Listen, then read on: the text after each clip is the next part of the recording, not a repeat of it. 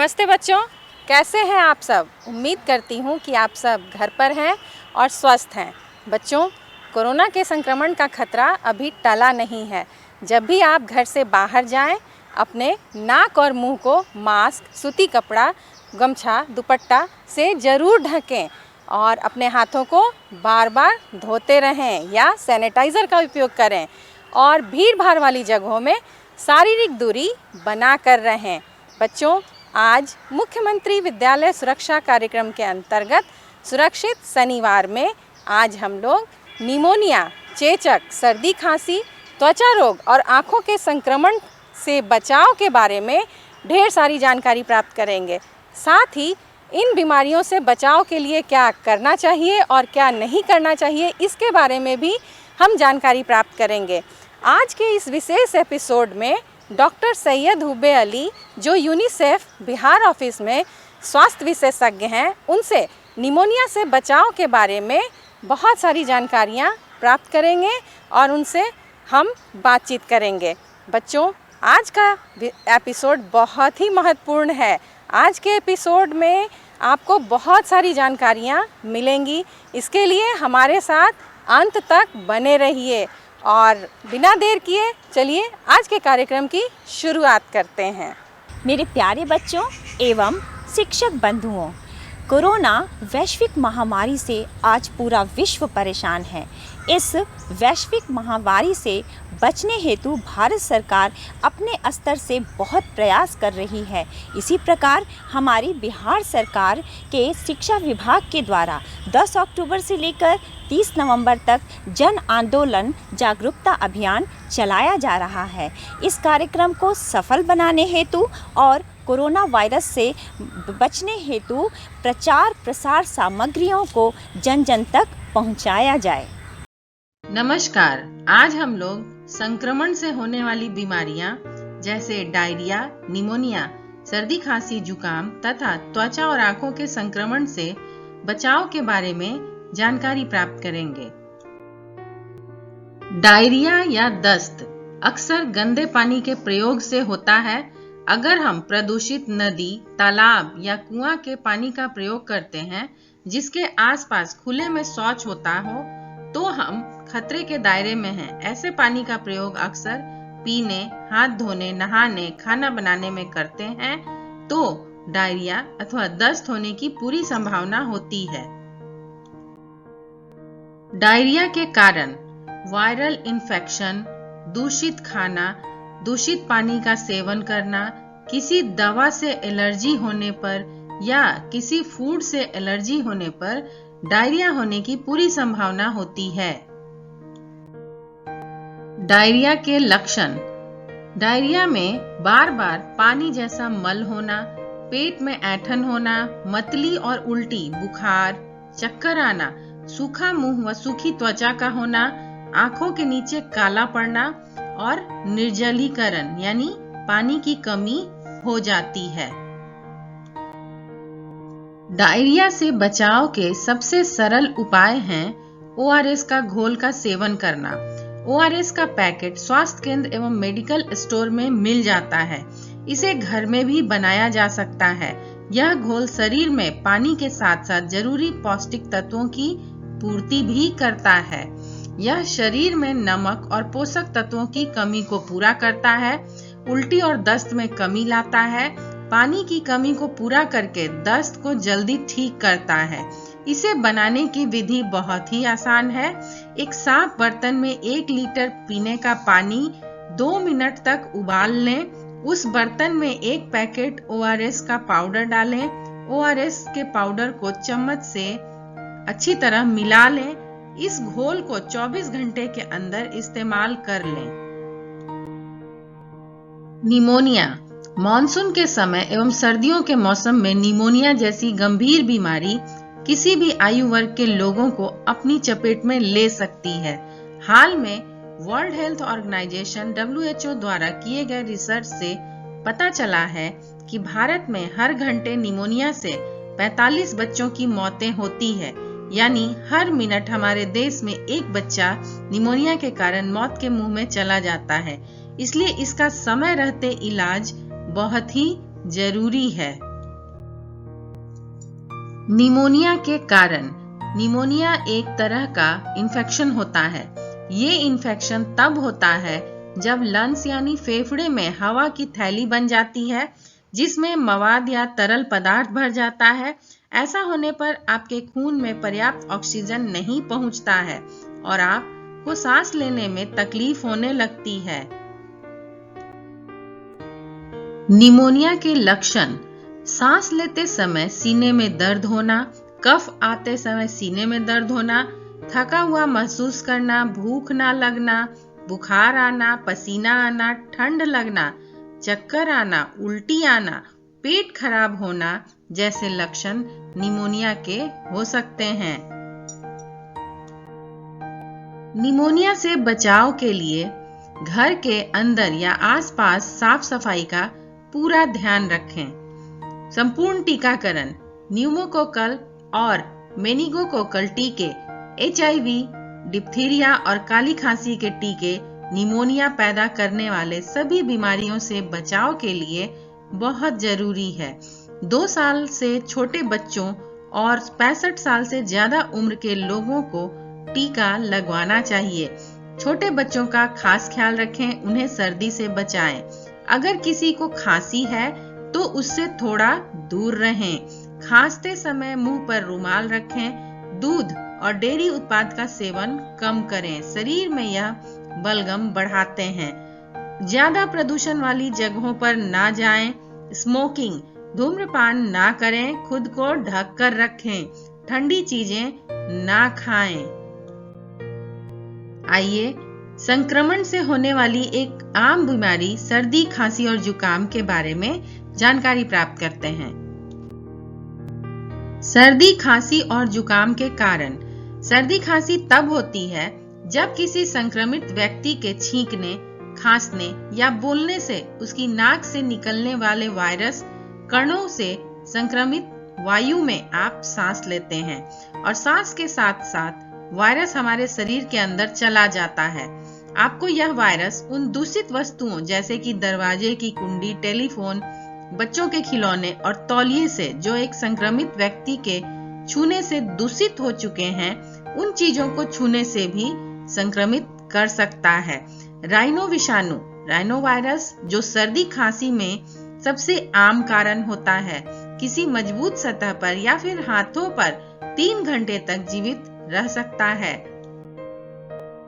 सर्दी, खांसी और जुकाम के लक्षण: बंद नाक, नाक बहना, नाक भारी होना, कुछ भी न सूंघ पाना, बार बार छींक आना, नाक से स्राव होना यानी नाक बहना, आंखों से पानी बहना, सिर दर्द, गले में खराश, खांसी, थकान, ठंड लगना, शरीर में दर्द, बुखार, सांस लेने में कठिनाई, सर्दी, खांसी, जुकाम के ये आम लक्षण हैं। सर्दी, खांसी और जुकाम से बचाव के लिए कुछ सावधानियां बरतें। जैसे अगर आप किसी संक्रमित व्यक्ति के आसपास हैं या किसी सार्वजनिक क्षेत्र में दूषित जगह के संपर्क में आए हैं तो अपने चेहरे को, विशेष रूप से नाक, मुंह और आंख के क्षेत्रों को ना छुएं। ऐसा करने से अगर आपके हाथों पर वायरस है तो उस वायरस की आपकी श्वसन प्रणाली में घुसने की संभावना कम हो जाएगी। सर्दी जुकाम से बचने का सबसे बढ़िया तरीका है विशेष रूप से किसी सार्वजनिक स्थान से वापस घर आने पर हाथ साबुन और पानी से जरूर धो लें। अगर आप लगातार हाथ धोते हैं तो यह उन वायरस को नष्ट करने में मदद करता है। संक्रमण से होने वाली एक अन्य बीमारी है त्वचा का संक्रमण। त्वचा का संक्रमण जो बैक्टीरिया, फंगस, वायरस या परजीवियों की वजह से होता है। त्वचा नमी और पानी के संपर्क में सबसे ज्यादा आती है। ऐसे में स्किन इन्फेक्शन का खतरा बढ़ जाता है और कई बार त्वचा में खुजली होने के साथ लालिमा और त्वचा का गलना जैसी समस्याएं होती है। त्वचा संक्रमण के कारण। त्वचा का संक्रमण एक आम समस्या है, परंतु अगर समय से इसका इलाज न किया जाए तो यह एक गंभीर रूप ले सकता है। त्वचा संक्रमण भले ही त्वचा पर पड़ने वाले लाल चकत्तों जैसा होता है, परंतु इसका प्रभाव काफी खतरनाक साबित हो सकता है। यह रोग सिर्फ त्वचा तक ही सीमित नहीं होता है, बल्कि यह ऊतक, हड्डियों और शरीर के सभी अंगों को प्रभावित करने की क्षमता रखता है। स्लाइड में हम देख रहे हैं त्वचा संक्रमण के लक्षण। रैशेज, त्वचा में लाल रंग के पैचेज होना, प्रभावित क्षेत्रों पर सफेद चूर्ण की तरह पदार्थ निकलना, त्वचा में पपड़ी जमना या खाल उतरना, त्वचा में दरारें होना, त्वचा का लाल होना। त्वचा के संक्रमण से बचाव के लिए कुछ सावधानियां बरतें। ऐसी चीजों से दूर रहें जो दूषित हो सकती है, जैसे तौलिया, साबुन, रेजर, टूथब्रश और अन्य पर्सनल चीजों को अन्य लोगों के साथ शेयर ना करें। नहाने के दौरान इस्तेमाल किए गए तौलियों को फिर से उपयोग करने से पहले धो लें। दूसरों के कपड़े ना पहने। स्किन इन्फेक्शन से बचाव करने में मुख्य रूप से त्वचा को साफ रखना और चोट आदि लगने से बचाना शामिल है। संक्रमण से होने वाली एक आम समस्या है आंखों का संक्रमण। आंख में संक्रमण मुख्य रूप से बैक्टीरिया, वायरस या फंगस के कारण होता है। संक्रमण आंख के किसी विशेष भाग में हो सकता है और यह किसी एक आंख को या दोनों आंखों को भी प्रभावित कर सकता है। आंखों में संक्रमण के मुख्य कारण हैं ठीक से स्वच्छता न रखना, लंबे समय तक कॉन्टैक्ट लेंस का उपयोग करना, अपने चेहरे या आंखों के लिए किसी संक्रमित टिश्यू पेपर या तौलिए का इस्तेमाल करना, अपने हाथों को अच्छे से धोए बिना आंखों को छूना, आंख में चोट लगना, धूम्रपान करना और डायबिटीज जैसे रोग इत्यादि। आप देख रहे हैं आंखों के संक्रमण के लक्षण। पलकों को छूने पर दर्द महसूस होना, पलकों में सूजन व लालिमा हो जाना और उनका रंग बैंगनी हो जाता है, आंख से पीले या हरे रंग का रंगहीन पदार्थ आना, आंखों की पलकों व पलकों के बालों के पास पपड़ी जमना, खासकर सुबह के समय, एक या दोनों आंखों में कीचड़ आना, धुंधला दिखाई देना, तेज रोशनी में आंख में दर्द होना, आंख में जलन महसूस होना और अत्यधिक आंसू आना। आंखों के संक्रमण से बचाव के लिए विशेष सावधानियां रखें, जैसे अपने तौलिए, तकिए, रुमाल जैसे व्यक्तिगत कपड़ों को किसी के साथ शेयर ना करें। कॉन्टैक्ट लेंस व आंख के किसी अन्य सामान को किसी के साथ भी शेयर ना करें। अपनी आंख को हमेशा तेज हवा व धूल से बचाकर रखें। अपने हाथों को अच्छे से बार बार धोते रहें। हाथों से अपने आंखों को न रगड़ें। अपनी आंख को किसी उत्तेजक पदार्थ के संपर्क में न आने दें, जैसे केमिकल के धुएं, सिगरेट के धुएं और प्रदूषण युक्त धुआं आदि। अपनी आई ड्रॉप व आंख के अन्य दवाओं को किसी के साथ शेयर ना करें। अपने चेहरे व आंखों को ना छुएं। यदि आंखों के आसपास मेकअप करना है तो आंख को छूने से पहले और बाद में अपने हाथ को अच्छे से धो लें। आज हमने जिन संक्रमण से होने वाली बीमारियों के बारे में और उनके बचाव के बारे में जाना, उन सभी बातों को ध्यान में रखकर बहुत हद तक हम संक्रमण से होने वाली बीमारियों से बचे रह सकते हैं। धन्यवाद। मुख्यमंत्री विद्यालय सुरक्षा कार्यक्रम के प्रशिक्षण के 10वें सत्र में आइए जानते हैं निमोनिया से बचाव। निमोनिया मानसून एवं सर्दियों के मौसम में होने वाली एक आम बीमारी है। वैसे तो यह बीमारी किसी भी आयु वर्ग के लोगों को चपेट में ले सकती है, लेकिन इस रोगों से बच्चे अधिक प्रभावित होते हैं। वर्ल्ड हेल्थ ऑर्गेनाइजेशन के द्वारा किए गए रिसर्च में यह पता चलता है कि भारत में हर घंटे निमोनिया से 45 बच्चों की मौत हो जाती है, यानी हर मिनट लगभग एक बच्चा निमोनिया का शिकार हो जाता है। यह एक ऐसी बीमारी है जो कि हमारे फेफड़ों को प्रभावित करती है। फेफड़ों में इन्फेक्शन हो जाता है। निमोनिया एक संक्रामक रोग है जो बैक्टीरिया, वायरस और कवक से फैलता है। इस रोग में रोगी को बलगम युक्त खांसी, बुखार, ठिठुरन और सांस लेने में कठिनाई होने लगती है। यह बीमारी आमतौर पर सर्दियों और बसंत ऋतु में होता है। यह वयस्क लोगों की अपेक्षा बच्चों को अधिक परेशान करता है, क्योंकि बच्चों में रोग प्रतिरोधक क्षमता युवाओं की तुलना में कम होती है और यह 2 से 3 सप्ताह में ठीक हो जाता है, जबकि वृद्ध व्यक्ति में अधिक समय लगता है। देखिए, इस प्रकार यह लंग्स को हानि पहुंचाता है। निमोनिया के कारण, निमोनिया बैक्टीरिया, वायरस और फंगस की वजह से होते हैं। इसके अतिरिक्त कुछ रसायनों एवं फेफड़ों में लगी चोट के कारण भी निमोनिया हो सकता है।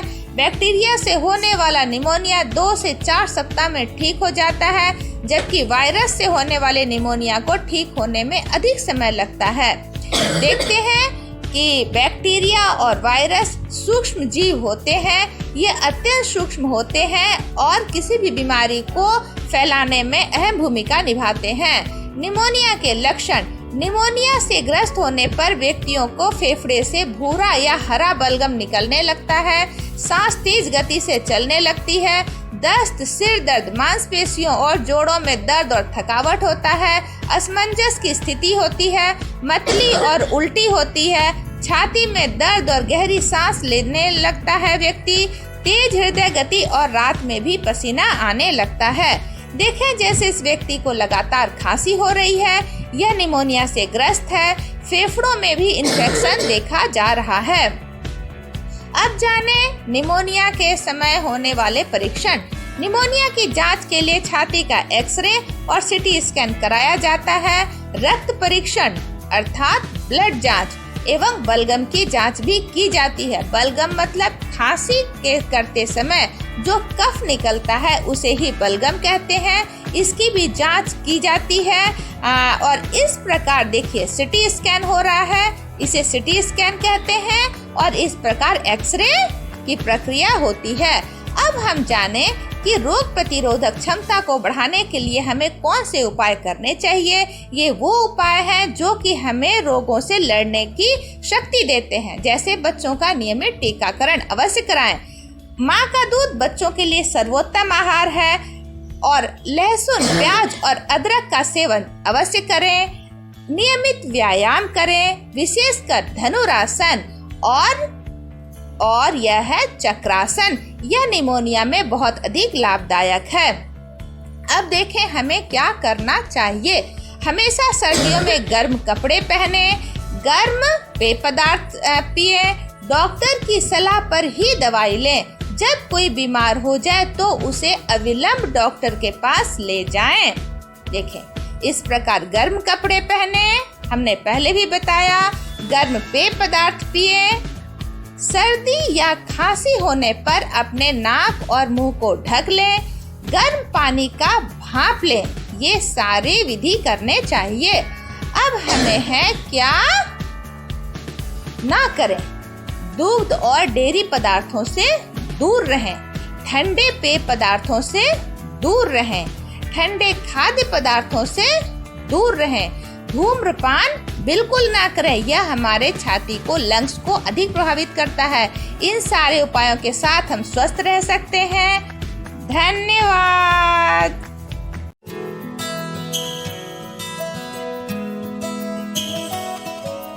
डॉक्टर्स काफ़ी परेशान होते हैं, पेरेंट्स, फैमिली मेम्बर्स भी, जब उनको स्किन प्रॉब्लम्स हो जाती हैं जी। उनको पता नहीं होता कि एग्जैक्टली स्किन प्रॉब्लम्स कैसी होती हैं, दिखने में कैसी होती हैं और कौन कौन सी टाइप्स की होती हैं। तो क्या क्या प्रकार है स्किन प्रॉब्लम्स के, इसके बारे में हमारे को आप थोड़ा बताएं। हम इसको एक बड़े इस पे इन्फेक्टिव एंड नॉन इन्फेक्टिव चीज़ों में हम इसको कर सकते हैं। इन्फेक्टिव वो डिजीज़ रहती हैं जैसे कि जिनका कॉज होता है पैरासाइटिक होते हैं, जैसे स्केबीज़ है जी, सर में जुएं पड़ना, पेडिकुलोसिस हम कहते हैं। बैक्टीरियल इन्फेक्शंस रहती हैं जो आजकल काफ़ी देखने में आती हैं हमारे ओपीडीज़ में। उसके बाद फंगल इन्फेक्शंस हैं जैसे टीनिया है, और जो वायरल जैसे चिकन पॉक्स है, मलस्कम्स हैं। ये इस तरह से हम इसको बड़े रूप में 2 में बांट सकते हैं। और नॉन इन्फेक्टिव में आती हैं छपाकी, urticaria, ichthyosis, eczemas, irritants dermatitis आ जाती है, seborrhoeic dermatitis and lip licking वगैरह जैसे हैं, उनको हम उसमें भी डाल सकते हैं। साथ में पिगमेंटरी डिसऑर्डर्स, वो एक इस तरह से हम इनको बहुत 2 बड़े भाग देख सकते हैं। जो इन्फेक्टिव हैं वो उनका उपचार थोड़ा जल्दी हो जाता है क्योंकि उसमें एक पॉजिटिव ऑर्गेनिज्म रहता है। जो नॉन इन्फेक्टिव है इसमें कई बार थोड़ा सा लंबा समय बच्चे का ध्यान रखना पड़ता है या उसको थोड़ी देर लंबी समय के लिए दवा रखनी पड़ती है। जी सर कि पेरेंट्स को या मदर्स को, फैमिली मेम्बर्स को ये कैसे पता चलेगा कि ये स्किन प्रॉब्लम है, ये स्किन डिजीज़ है? जैसे मैंने पहले बताया कि हम इसको इन्फेक्टिव है, नॉन इन्फेक्टिव है। जैसे स्किन हमारी बिल्कुल साफ़ है, हम देखते हैं रोज़मर्रा अपना स्किन की देखभाल करते हैं। यदि कोई उसमें कोई फोड़ा है, कोई फिंसी है, वो हमें पता चल जाता है देखने से ही। या उसके ग्रॉइन रीजन में कोई इन्फेक्शन, फंगल इन्फेक्शन हो जाती है, या वायरल है, छोटे छोटे दाने हो जाते हैं, या बच्चा कोई बीमार है तो उससे भी हमें कोई पता लग जाता है इसको रैश हो रहा है, उसकी जो रंग है स्किन का वो चेंज हो रहता है बाकी स्किन के मुकाबले। तो हम इन थोड़ी थोड़ी चीज़ों से हमें पता लग सकता है कि इसको कोई चर्म रोग है कि नहीं है। सर एक वो बच्चों को नैपी पहनाना अक्सर पेरेंट्स प्रेफर करते हैं जब बाहर जाना चाहते हैं, तो उन्हें उस नैपी से कई बार रैशेस हो जाते हैं जो थाइस पे, बैक पर हो जाते हैं। वो रैशेस मतलब उन्हें इतना इरिटेट करते हैं कि वो ठीक से स्लीप भी नहीं ले पाते हैं। तो ये कैसे क्योरेबल है, इसके बारे में हमारी जनता को थोड़ा सा अवेयर कीजिए कि पेरेंट्स क्या क्या ऑल्टरनेटिव इसके अलावा यूज़ कर सकते हैं जो नैपी से ना हो पाए। नैपकिन्स जो हैं आजकल बड़ा ही प्रचलन है उसका। जैसे माँ बाप हैं अपनी सुविधा के लिए वो नैपकिन्स बच्चों को पहनाते हैं, और बच्चे क्या है कि उसमें उनका यूरिनेशन, उनके स्टूल्स वो पास होते रहते हैं। तो पेरेंट्स को चाहिए कि थोड़ा सा उसमें ज़्यादा ध्यान दें कि उनको जल्द से जल्दी चेंज करें। जब उनको उसकी ज़रूरत नहीं है तो बच्चे को थोड़ा उसके अंग को हवा लगे ताकि उसमें कोई बैक्टीरियल या फंगल या कोई और तरह के कोई कीटाणु ना उसमें पनप सकें, ताकि कि उसकी हम देखभाल कर सकें। डॉक्टर, स्किन प्रॉब्लम्स के होने के कारण क्या हैं? मतलब कि किन वजहों से एग्जैक्टली ये बच्चों में हो जाती है स्किन प्रॉब्लम्स? कारण तो मूलतः थोड़ा सीजनल रहते हैं। जैसे गर्मियों में अलग तरह की डिजीज़ हमें देखने को मिलती हैं, सर्दियों में हमें कुछ और तरह के डिजीज़ मिलती हैं। सर्दियों में जनरली हमें फंगल, वायरल और बैक्टीरियल ज़्यादा देखने को मिलती हैं। और सर्दियों में ज़्यादातर जैसे चमड़ी का खुश्क होना, उस ड्राइनेस काफ़ी हो जाती है, सिबोरिया ज़्यादा हो जाता है, सर पे कर जमनी शुरू हो जाती है। जहाँ बच्चे कम नहाते हैं सर्दियों के दिनों में कि बस स्केबीज भी हमें देखने को मिलती है। तो इस तरह से हम उनको जनरली सीज़न के साथ जो है बीमारियाँ अलग अलग तरह की पनपती हैं। सर बहुत बारी हमने देखा है कि छोटे बच्चों में एक सफ़ेद जैसा कुछ फंगस टाइप में सर पे हो जाता है, जो टाइम से अगर क्योर ना किया जाए तो धीरे धीरे वो पूरी बॉडी पे, पूरे शरीर पे फैल जाता है, और उस पर पेरेंट्स प्रेफर करते हैं बेबी प्रोडक्ट्स यूज़ करने का। तो क्या मतलब इसका कोई इफ़ेक्ट है जो बुरा इफ़ेक्ट बनकर बच्चों को इरिटेट करे या उनको और प्रॉब्लम क्रिएट कर सके? इसको जनरली हम सिबोरिक डर्मेटाइटिस कहते हैं। सिबोरिया जिसे हम कर कहते हैं, सर में सफ़ेद रंग का जिससे बूर सा होता है वो होता है, और धीरे धीरे फेस पे, नाक के दोनों साइड्स में, छाती पर, पीठ पर आ जाता है। उससे बच्चा इरिटेटेड रहता है। इसके साथ ही उसकी आंखों पे भी, पलकों के ऊपर हल्का हल्का सफ़ेद रंग का बूर सा दिखता है, और बच्चा अपनी आंखें मलता रहता है या खुजली करता रहता है, उसके बाद रेडनेस आ जाती है।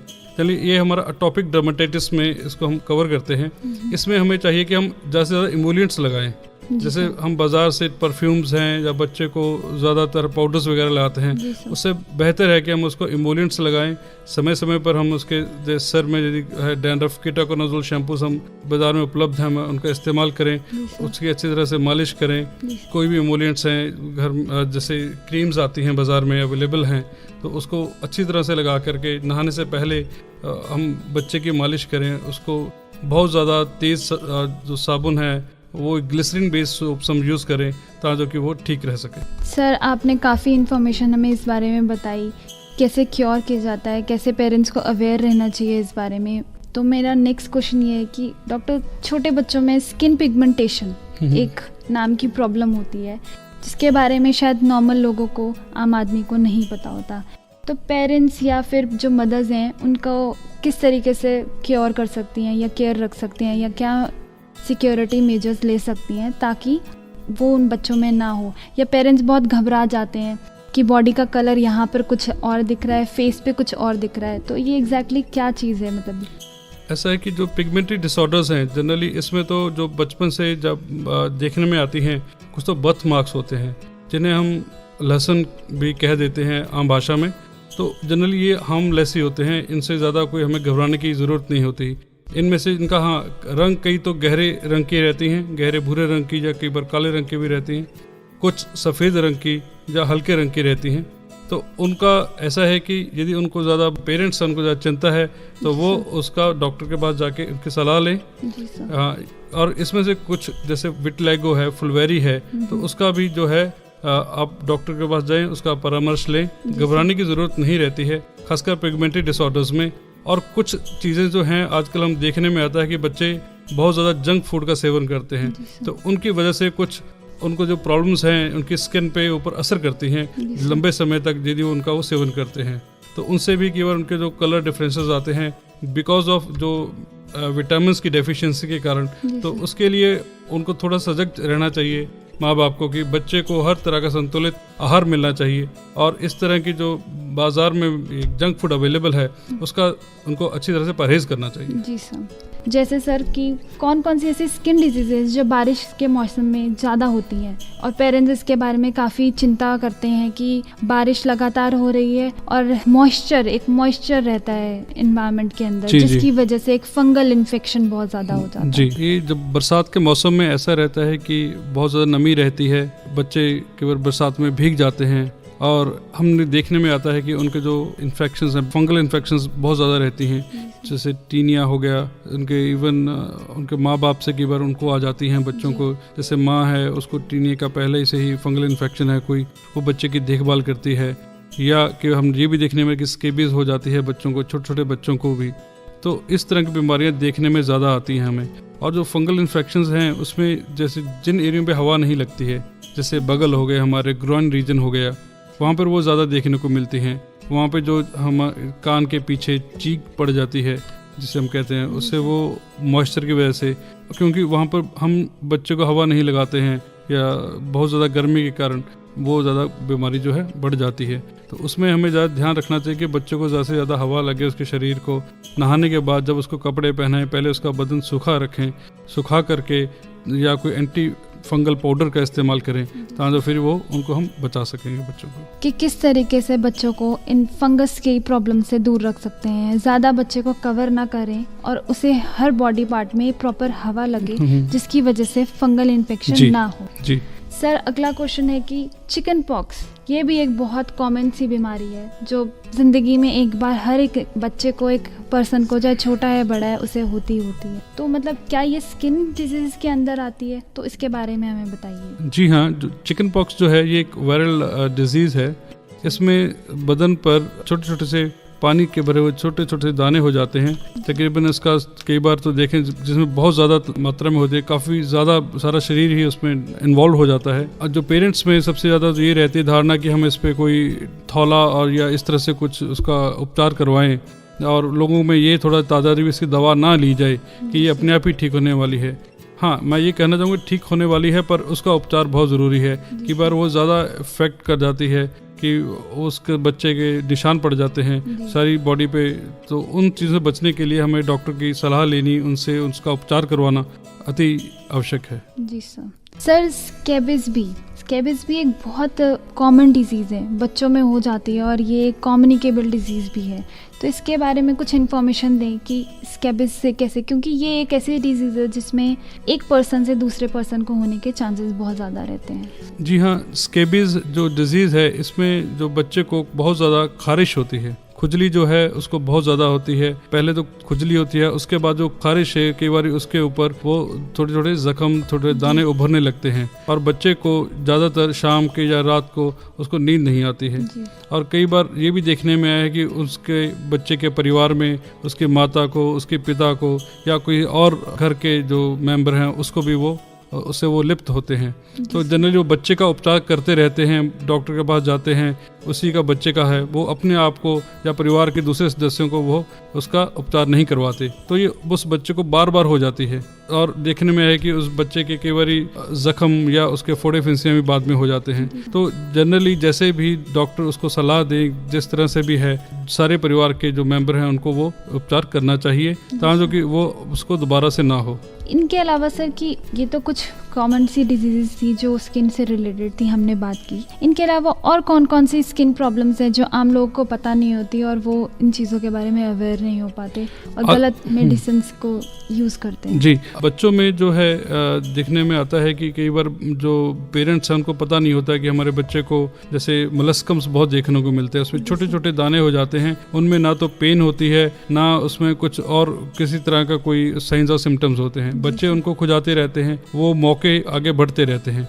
ज़्यादातर ये देखने में है कि जो बच्चे कुपोषण का शिकार रहते हैं या जिनकी इम्यूनिटी बहुत ज़्यादा कम रहती है तो उनमें ये ज़्यादा देखने को मिलते हैं। इसके अलावा वाट्स देखने को मिलते हैं जो कि कम्युनिकेबल रहते हैं और उसका उपचार बहुत ज़्यादा ज़रूरी है। वेरिको वल्गरिस है या बच्चे की जब जो चलते हैं टॉडलर्स, उनके जो पाँव में कई बार थोड़े थोड़े जैसे कॉन्स कहते हैं, कई बार वो भी हो जाते हैं। तो इस तरह से छोटी छोटी और बीमारियाँ होती हैं। इनका जो है उनको माता पिता को समय के साथ रहते अपने हॉस्पिटल में जा करके डॉक्टर को दिखा करके अपने बच्चों का थोड़ा देखभाल अच्छी तरह से करनी चाहिए। सर, तो आप अपने मतलब किस तरीके से स्किन प्रॉब्लम से निजात पाई जाए बच्चों को, क्योंकि वो बहुत डेलिकेट होते हैं, बहुत सॉफ्ट होते हैं, उनको बहुत केयर के साथ हैंडल करना पड़ता है, तो आप क्या मैसेज देना चाहेंगे ये चीज़ें करें ताकि स्किन डिजीजेस कम हो सके हमारे बच्चों? मैं ये कहना चाहता हूँ कि माँ बाप को बच्चों का जो स्किन है ये हमारे शरीर की सबसे ऊपरी परत है। जो भी डिजीज़ होगी इसके अंदर यदि ये हमारी परत ठीक रहती तो हमारा जो बच्चा है स्वस्थ रहता है। तो इसलिए इनको पूरा ध्यान, जैसे उनको रोज़ नहलाएं,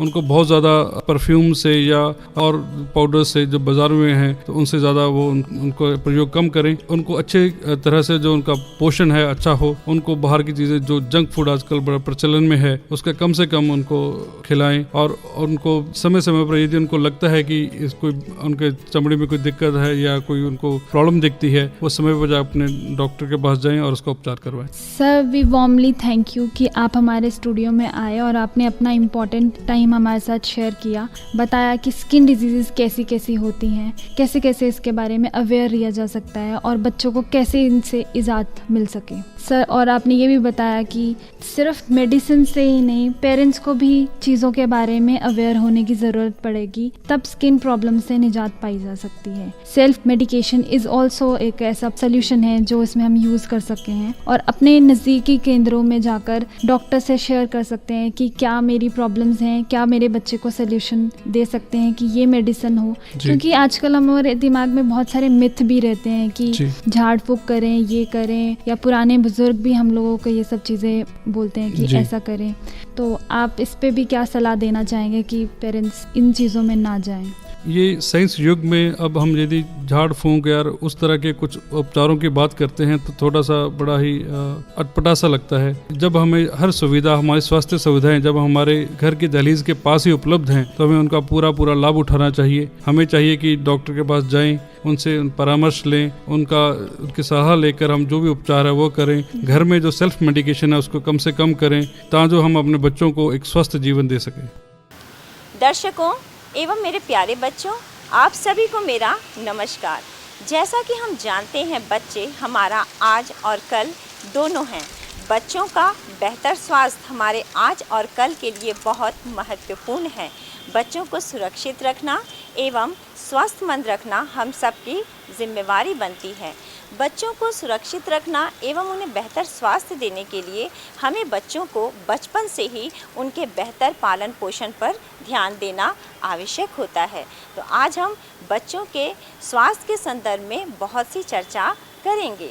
आज हमारे साथ बिहार यूनिसेफ पटना के स्वास्थ्य विशेषज्ञ डॉक्टर हुब्बे अली हैं। आज हम इनसे स्वास्थ्य के संबंध में बहुत सी चर्चा और बातें करेंगे। सर, मेरा दूरदर्शन मेरे विद्यालय के सुरक्षित शनिवार के इस एपिसोड में आने के लिए आपका बहुत बहुत हार्दिक स्वागत है। नमस्ते सर, हम आपसे ये जानना चाहेंगे कि निमोनिया भारत एवं बिहार में इसकी स्थिति क्या है और यह कैसे फैलता है? पूरे विश्व, भारत और बिहार में बाल मृत्यु दर का सबसे बड़ा कारण निमोनिया है। पूरे विश्व में निमोनिया से जितनी मृत्यु होती है उसमें से 20% निमोनिया से होने वाली मृत्यु केवल भारत में होती है।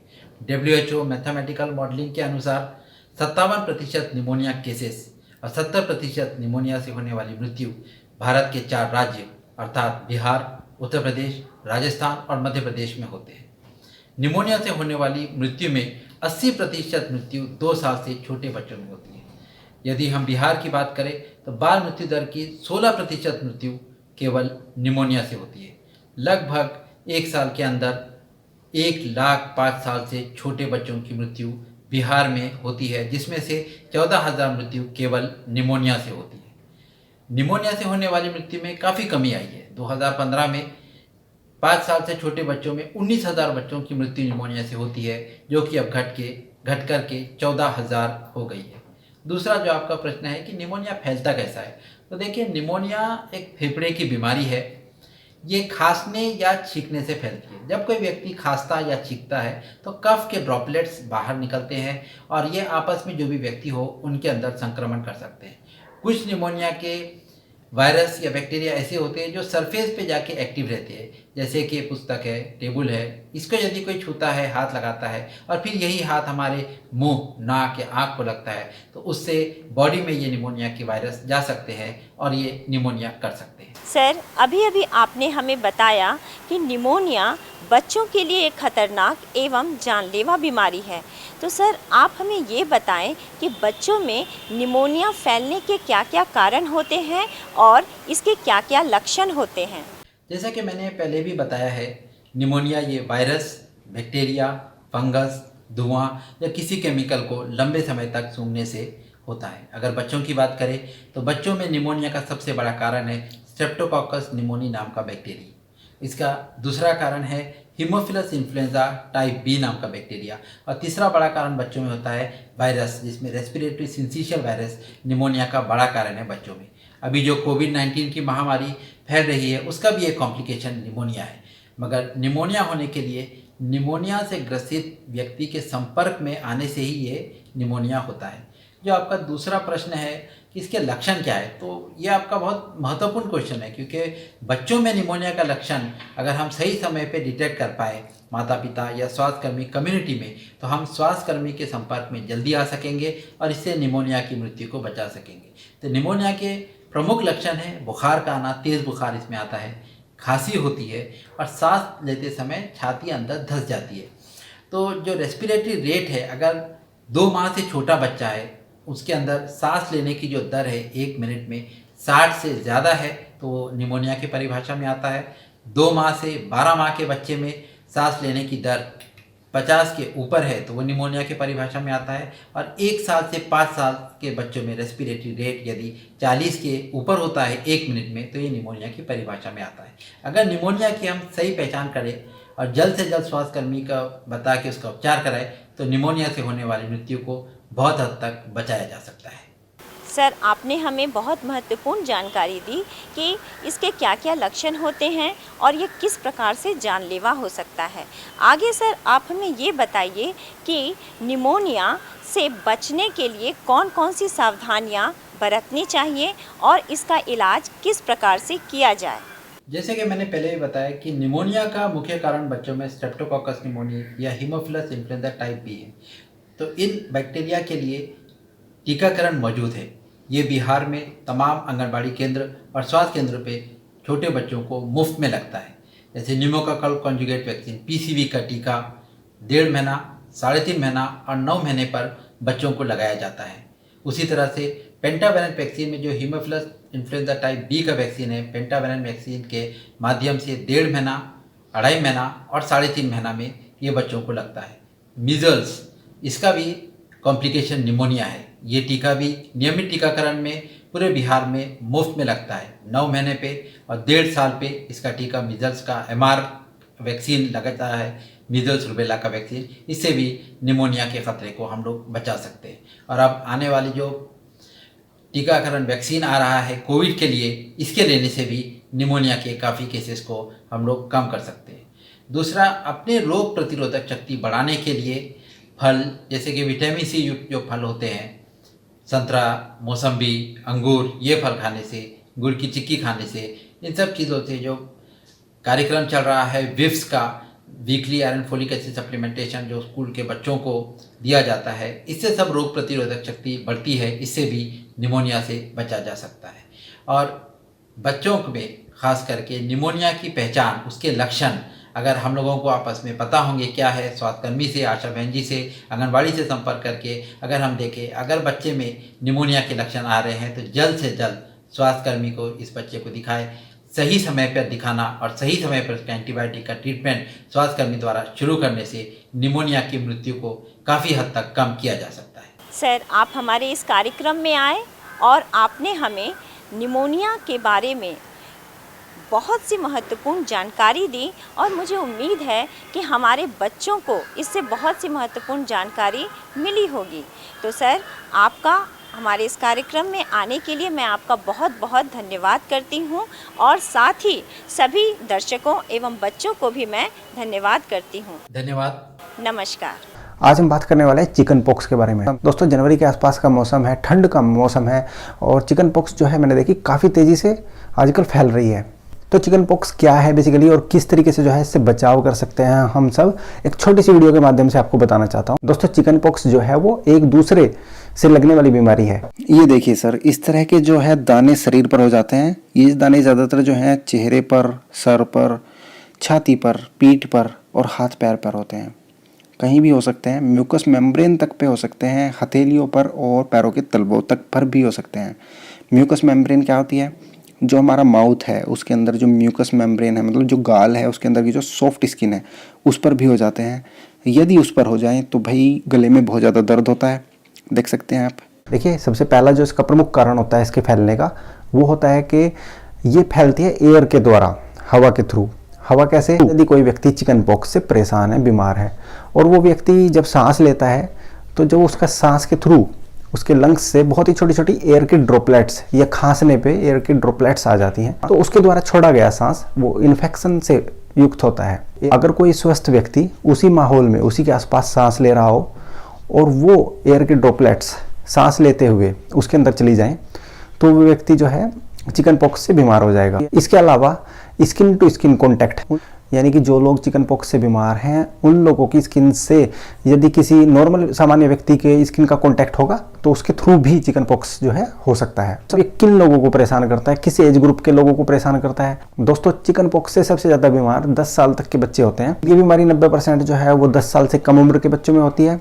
10% वे लोग होते हैं, किसी भी एज ग्रुप के हो सकते हैं, 15 साल के, 18 साल के, 25 साल के व्यक्ति या 35 साल के, कोई भी एज ग्रुप जो है हो सकता है। जो छोटे बच्चे हैं और वो अच्छे से खाते पीते हैं, स्वस्थ हैं, तो ऐसा भी हो सकता है कि उसके शरीर के अंदर चिकन पॉक्स का इन्फेक्शन चला जाए, उसके बावजूद भी वो बीमार ना हो। और जब से इसकी वैक्सीन लगनी शुरू हुई है तब से जो है काफ़ी ज़्यादा तेज़ी से इस बीमारी में कमी आई है।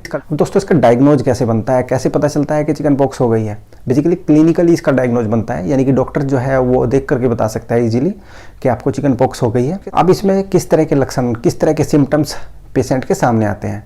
बीमारी की शुरुआत जो होती है वो ऐसा लगता है पेशेंट को जैसे कि बदन दर्द है, शरीर टूट रहा है बहुत ज़्यादा, थकावट सी है, बेचैनी सी है, किसी चीज़ में मन नहीं लगेगा, पेशेंट अनकंफर्टेबल सा रहेगा, उसके सर में दर्द होगा, तो उसको ऐसा लगता है कि जैसे बुखार हो गया।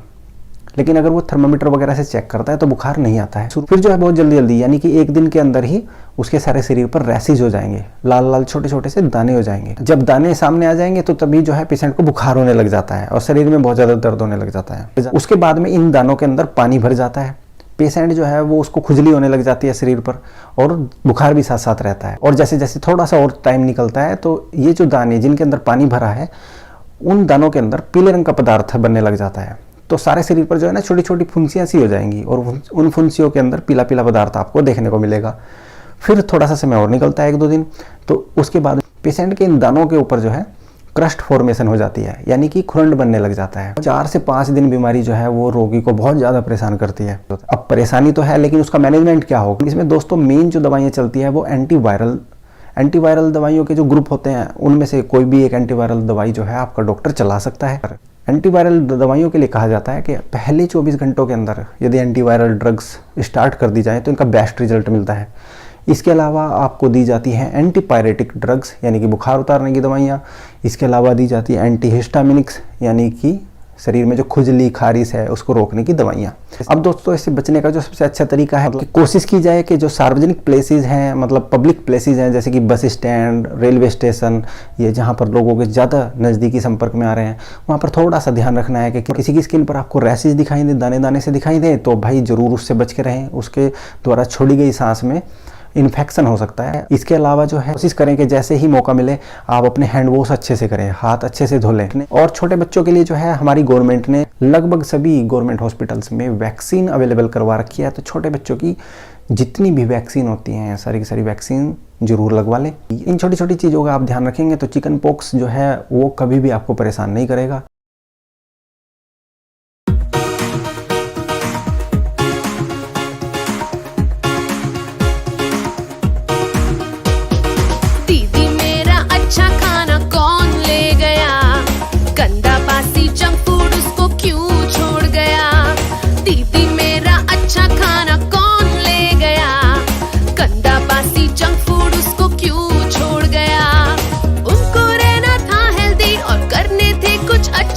जो खाते गंदा खाना तो कैसे करते अच्छे काम, इसलिए जो था अच्छा खाना उसको ले गए, गंदा बासी जंक फूड उसको वो छोड़ गए।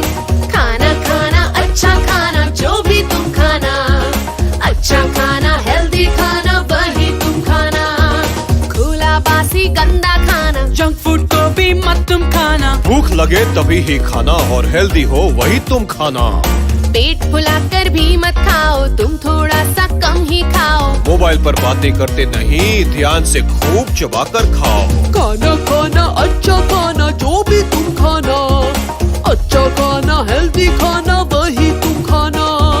खाना खाना अच्छा खाना जो भी तुम खाना, अच्छा खाना हेल्दी खाना वही तुम खाना।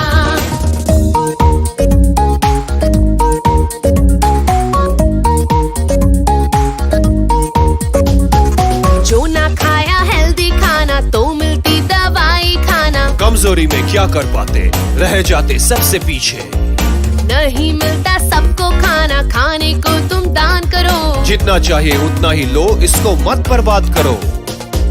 खाना खाना अच्छा खाना जो भी तुम खाना, अच्छा खाना हेल्दी खाना वही तुम खाना। खाना खाना अच्छा खाना जो भी तुम खाना, अच्छा खाना हेल्दी खाना वही तुम खाना। जीवन में सफल बनना है, ऊंचाई को छूना है, लोगों में जो प्यार पाना है तो बस इतना ही याद रखना है। दीदी मेरा अच्छा खाना देखो आ गया, ऊंचाइयों को छूने में तैयार हो गया। खाना खाना अच्छा खाना जो भी तुम खाना, अच्छा खाना हेल्दी खाना वही तुम खाना। जिनको रहना है हेल्दी और करने हैं कुछ अच्छे काम, खाते हैं हेल्दी खाना और करते हैं वो अच्छे काम। खाना खाना अच्छा खाना जो भी तुम खाना, अच्छा खाना हेल्दी खाना वही तुम खाना। खाना खाना अच्छा खाना जो भी तुम खाना, अच्छा खाना हेल्दी खाना वही तुम खाना। थोड़ा खाया पचाया, ज्यादा खाया पछताया। मेरे प्यारे बच्चों नमस्ते। आज आपने इस एपिसोड में निमोनिया, चेचक एवं त्वचा रोग तथा आँख के संक्रमण के बारे में आपने जाना, समझा और सीखा। अब समय आ गया है कि बच्चों हम लोग क्यूज खेलते हैं। क्यूज के दौरान हम लोग क्या करते हैं कि 6 प्रश्न हम लोग पूछेंगे और उसका आपको जवाब देना है। ये अपने कॉपी और नोटबुक पे इसको नोट भी करके रखना है और इसी के साथ साथ हम आपको एक गृह कार्य भी देंगे, होमवर्क भी देंगे, जिसे आपको पूरे सप्ताह में करना है। तो बच्चों चलिए आज का हम लोग क्यूज प्रारंभ करते हैं। आज के सत्र के सवाल इस प्रकार हैं। पहला सवाल, निमोनिया का प्रकोप सबसे ज्यादा किस मौसम में होता है? पहला है विकल्प सर्दी में, दूसरा गर्मी में, तीसरा जो विकल्प है बरसात में। तो आइए बच्चों इसका उत्तर देखें। तो निमोनिया का प्रकोप सबसे ज्यादा सर्दी में होता है। दूसरा प्रश्न, निम्न में से कौन सा लक्षण निमोनिया का है? फेफड़ों से खांसी के साथ बलगम आना, दूसरा सांस का तेज चलना, छाती में दर्द होना, चौथा मांसपेशियों में दर्द होना और पांचवा है उपरोक्त सभी। तो आइए बच्चों इसका उत्तर देखें। उपरोक्त सभी यानी निमोनिया के जो लक्षण हैं वो बाकी ऊपर जो लिखे हुए हैं 4 सभी उसके लक्षण हैं। अब हम लोग तीसरा प्रश्न देखते हैं। निमोनिया से शरीर का कौन सा अंग सबसे ज्यादा प्रभावित होता है? पहला विकल्प है हृदय, दूसरा फेफड़ा, तीसरा छोटी आंत, चौथा किडनी। तो आइए बच्चों इसका हम लोग उत्तर देखें। तो इसका उत्तर है फेफड़ा। अब चौथा प्रश्न, निमोनिया से बचने के लिए कौन सी वैक्सीन लगाई जाती है? पहला है पीसीवी वैक्सीन, दूसरा है टाइफाइड वैक्सीन, हेपेटाइटिस वैक्सीन और चौथा विकल्प है बीसीजी वैक्सीन। तो इसमें पहला विकल्प जो है पीसीवी वैक्सीन ये सही उत्तर है इसका। पांचवा प्रश्न, निमोनिया नामक बीमारी कितने प्रकार के होते हैं? पहला विकल्प है 2 प्रकार के, 4 प्रकार के या 5 प्रकार के या 6 प्रकार के। तो इसका सही उत्तर है बच्चों 2 प्रकार के। निमोनिया नामक बीमारी 2 प्रकार के होते हैं। अब छठा प्रश्न पे हम लोग आए हैं। बैक्टीरिया के संक्रमण से त्वचा में निम्न में से कौन सी समस्या होती है? तो त्वचा में जलन होता है, दूसरा विकल्प है फोड़े फुंसी हो जाते हैं, अंगुलियों के बीच सड़न हो जाता है और या एक्जिमा हो जाता है। तो इसका सही उत्तर है फोड़े फुंसी हो जाते हैं। यही है जो बैक्टीरिया से संक्रमण होता है। बाकी जो है कुछ फंगस के कारण होता है और कुछ अन्य वायरस के कारण होता है। तो अब हम लोग 6 प्रश्न हमने पूछा। अब समय आ गया है गृह कार्य का। अब गृह कार्य आप बच्चों आज आपने निमोनिया, चेचक, सर्दी खांसी एवं त्वचा रोग के संक्रमण से बचाव के बारे में जाना और समझा। अब करना क्या है, इसके बारे में जो जानकारी मिली उसे अपने माँ पिताजी, भाई बहन एवं अपने मित्रों तथा सहपाठियों को दें। यानी जो आपको आज जानकारी मिली है आज के एपिसोड में, वो जानकारी को आप अपने दोस्तों, मित्रों और माँ पिताजी, भाई बहन, सारे अड़ोस पड़ोस सभी जगह सभी लोगों को बताएं। तो बच्चों ये आज का क्यूज था और होमवर्क था। अब अगले सप्ताह हम एक नए क्यूज और होमवर्क के साथ आपको मिलेंगे पुनः। घर पे रहिए, सुरक्षित रहिए। धन्यवाद। नमस्ते बच्चों, आज का एपिसोड बहुत ही रोचक रहा होगा। आज के एपिसोड में आपने निमोनिया, चेचक, सर्दी खांसी, त्वचा रोग और आँखों के संक्रमण से बचाव के बारे में बहुत सारी जानकारियाँ प्राप्त की। साथ ही आपने यह भी जाना कि इन बीमारियों से बचाव के लिए क्या करना चाहिए और क्या नहीं करना चाहिए। आज के इस विशेष एपिसोड में आप मिले डॉक्टर सैयद हुब्बे अली से, जिन्होंने बताया कि निमोनिया से बचाव के लिए क्या क्या सावधानियां बरतनी चाहिए और इससे बचाव के क्या उपाय करने चाहिए। बच्चों आज के क्विज़ में भी आपको बहुत मज़ा आया होगा और आपको एक गृह कार्य भी दिया गया है, उसे आपको ज़रूर करना है। तो बच्चों आज के एपिसोड में आपने जो कुछ भी जाना, समझा और सीखा उसे अपने माता पिता, दोस्तों, रिश्तेदारों, आस पड़ोस को ज़रूर बताएं, क्योंकि यह उनकी सुरक्षा के लिए बहुत ही आवश्यक है। बच्चों अभी आपने जो कुछ भी जाना, समझा, सीखा, अगले हफ्ते हम फिर मिलेंगे एक नई जानकारियाँ, नए विषय के साथ। बच्चों तब तक के लिए आप घर पर रहें, सुरक्षित रहें। कोरोना को हराना है तो घर पे ही रहना है। बच्चों बहुत बहुत धन्यवाद और नमस्कार।